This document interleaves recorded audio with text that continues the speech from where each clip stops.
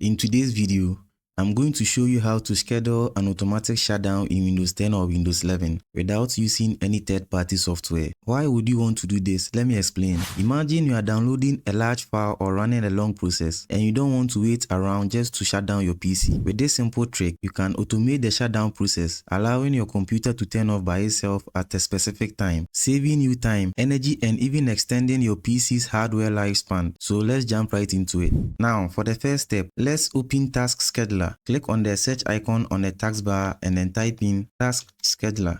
Once it pops up, click on it to open it. Now let's create a new task inside Task Scheduler. Click on Create Basic Task on the right pane of the Task Scheduler window. This will open the Create Basic Task wizard. Go ahead and name the task something like Shutdown at specific time. So I'll just name mine Shutdown at 10. And if you want, you can add a description as well. Once you are done, click on Next to proceed. And when do you want the task to start? Select one time and then click on Next. Now choose the date and time when you want the PC to shut down automatically. So I'll go ahead and set my date and time. Once you are done, click on Next to proceed. Click on Next once more. Now in the program or script box, type in shutdown. And in the argument box, type in the following command. Type in /s/f/t/0